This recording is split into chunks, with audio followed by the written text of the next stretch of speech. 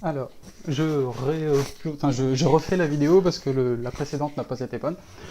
Donc on va se faire, pour une fois ça va être un peu tard, juste 3 minutes avant l'ouverture.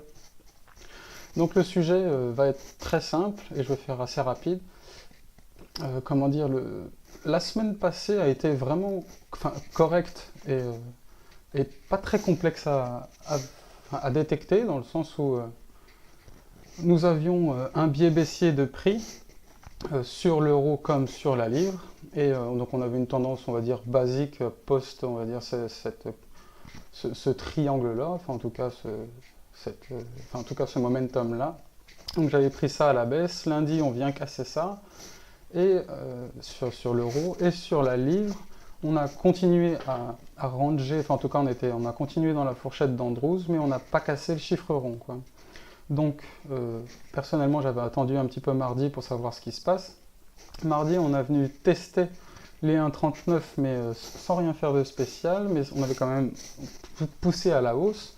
Et sur l'euro on était venu casser les 1,23 un peu franchement, enfin on va dire ça comme ça, assez toniquement parlant. On avait une autre breakout, un petit range et on est revenu casser ça. Puis le marché a attendu après la news de mercredi, quoi. C'était un CPI, je crois, puis après une news de pétrole. Et la réaction, on m'a demandé comment ça se fait que t'as pas pris un biais short au niveau de la news. Personnellement, j'avais shorté à la news, enfin sur la livre en tout cas, j'avais mis des ordres short et des ordres achat au-dessus et en dessous du range juste avant la news, 5 minutes avant la news.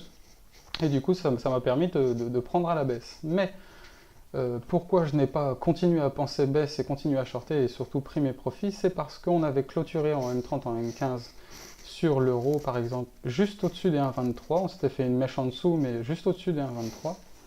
Et sur la livre, ça a été la même chose avec 1,39. Donc ça a été pour moi, hop, c'était ici.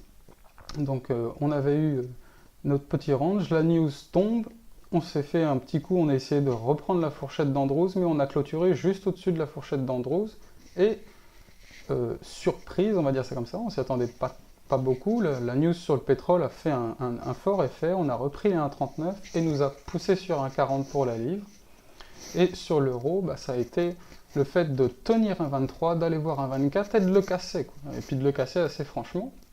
Donc ce qui nous a donné un biais pour jeudi assez clair pour la hausse, quoi. Le sujet était vraiment de faire une hausse assez... enfin, de prendre à la hausse, parce que tout nous disait sur les deux marchés corrélativement que c'était haussier. Donc c'est vrai que jeudi, ça a été assez simple de faire de l'argent, on va dire ça comme ça. Pardon. Et, et puis pour vendredi, le sujet a été sur les deux paires de la même chose. On a été voir le chiffre rond au-dessus qui était un 25 oups, et 1,41 sur la livre. On a tenté de casser le matin ce chiffre rond et de prendre un biais hausse, mais le chiffre rond a été repris. Et par, pour la livre en tout cas, ça nous a donné aussi, on a tapé ce qu'on appelle la trigger line sur la fourchette d'Andrews, et on est revenu descendre, reprendre le chiffre rond et redescendre. Donc le fait d'avoir tapé cette trigger line là sans la casser nous donne une indication qu'il ne faut pas payer, enfin qu'il ne fallait pas payer en tout cas à l'instant T, et que pour l'instant le sujet n'est pas pris à la hausse, quoi, hein. Donc il faut faire très attention. Et puis comme on le voit, ce qu'il va falloir faire par exemple sur le câble, c'est si on prend un biais aussi, enfin si on revenait à monter un petit peu, il va falloir casser 1,41, casser la trigger line, et après on pourra aller voir une déviation à la hausse, quoi. Mais c'est vrai que le sujet, enfin la semaine a été assez nerveuse et assez intense, donc il va falloir faire attention parce qu'on peut baisser, enfin il est probable, moi je cherche pas à prédire, mais c'est vrai que si on vient casser sur le chiffre rond qui est 1,24 sur l'euro et 1,40 sur la livre, personnellement je vais espérer une déviation à peu près de la même chose, à peu près de 300 pips, mais il faut faire attention parce qu'on va pouvoir avoir plus. Euh, on voit comme on voit ici sur l'euro, le chiffre pi est à 1,20 432. Alors je pense pas qu'on va aller jusque là non plus, mais en tout cas on va pouvoir peut-être, si on avait abaissé, aller voir si on va casser les plus bas. Et si on va casser les plus bas, possiblement travailler ce que je pensais, c'est-à-dire 1,35 et 1,20, 1,21 sur l'euro. ça nous donnerait un prix, enfin quelque chose de pas stupide en tout cas.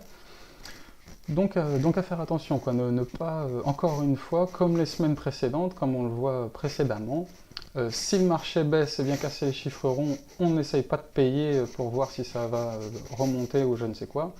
On se préserve, on short, enfin, en tout cas si ça baisse, on vend, et si ça monte, on paye. On ne cherche pas à se faire avoir ou quoi que ce soit, enfin, en tout cas à prédire un reverse ou je ne sais quoi, on suit seulement le marché. C'est pour ça que la petite vidéo ne va pas être très longue. Et donc voilà, quoi. Il n'y a rien de spécial à donner, comme on le voit sur, par exemple, Matt Murray sur le câble, le sujet est très simple. Quand on a notre range top et notre range bottom, là où le marché doit passer 40% de son temps avant de prendre une tendance. Donc on essaye de pas trop toucher, ou en tout cas personnellement je ne vais pas jouer le acheter bas, vendre haut dans le range en début de semaine. Je vais attendre que les deux, que corrélativement l'euro et la livre cassent un prix rond, que ce soit à la baisse ou à la hausse, pour jouer la continuation de ce mouvement-là, quoi. Et comme on le voit sur Matt Murray, il va falloir peut-être pas non plus trop imaginer de casser à la baisse trop vite, dans le sens où ce qu'il va falloir faire, ça va être de vendre au-dessus des 1,39 pour voir si on vient casser les 1,39. Si on vient casser les 1,39, on va avoir une zone d'extrême, et c'est à ce moment-là qu'il va falloir faire attention à peut-être un reverse, ou en tout cas peut-être à vraiment continuer. Et si ça continue, ça peut continuer fort à la baisse, quoi. Donc voilà, rien de bien spécial à dire pour cette semaine. Pas très sexy cette vidéo, dans le sens où c'est très simple. Le sujet c'est 1,40 et, que je ne me trompe pas, 1,40 et 1,24 sur l'euro pour la baisse, et 1,25 et 1,41 pour reprendre la hausse et voir plus haut sur les deux marchés, quoi, pour jouer la hausse, quoi. Donc rien de bien spécial à dire. Ou aussi, tiens, je vais en parler en même temps. On m'a parlé pas mal de copy trading, comment il était possible de me suivre, et ceci et cela. Donc pour la question de DarwinX, oui, ça peut être une très bonne chose. J'apprécie le fonctionnement de DarwinX et les gens de DarwinX, donc ça ne me déplairait pas du tout d'avoir un compte là-dessus, et en tout cas de poser un compte. Mais le fait est, c'est que je suis parti en Bulgarie pour confirmer mon métier de trader et ouvrir une compagnie et de passer du pro, enfin de passer du geek au pro, on va dire ça comme ça.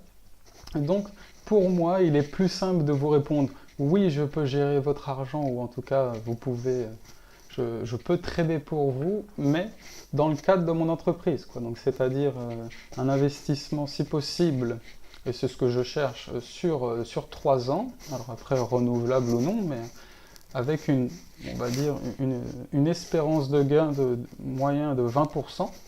Donc le sujet est simple, c'est que si on part par exemple de 5000, ça nous fait 1000 euros par an de retour, donc c'est assez correct. Je ne dis pas que ça sera tous les ans 20%, mais l'objectif est de donner 20% en tout cas à mes investisseurs, quoi. Donc je ne cherche pas non plus 500 000, enfin 1 million d'euros d'investissement. Je cherche quelques investisseurs parce que le but de l'entreprise c'est gérer mon argent, quoi.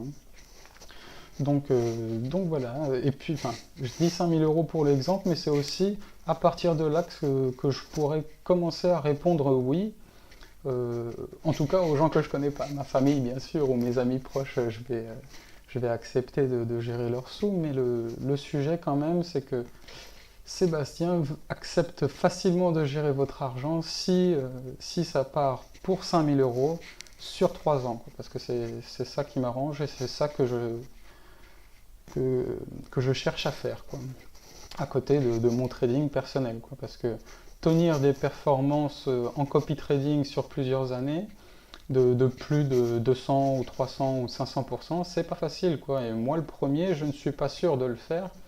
Donc c'est pas que ça me gêne, mais c'est que donc c'est pas simple, quoi. Je suis pas à l'aise, on va dire ça comme ça. Et je n'aime pas trop être scruté à la seconde, qu'on me dise mais pourquoi t'as fait ça, pourquoi t'as fait ci, aujourd'hui ton drawdown il est comme ça, et la moyenne du drawdown il est comme ça, et gna gna gna gna. C'est pas mon sujet, quoi, hein. Mon sujet c'est d'avoir un capital, de le faire progresser, Point. Après, comme on dit, il y a des victoires qui doivent se gagner sans la forme. Et la forme, personnellement, ne m'intéresse pas, quoi. C'est vraiment la victoire qui m'intéresse. Donc, pour les gens qui veulent suivre la forme de mon trading, pour l'instant, je m'excuse et je leur propose le fond, quoi, le résultat. Ça ne dit pas que je ne vais pas faire de copy trading cette année, mais c'est vrai que ça va être assez lent, je ne vais pas me presser de le faire. Si j'ai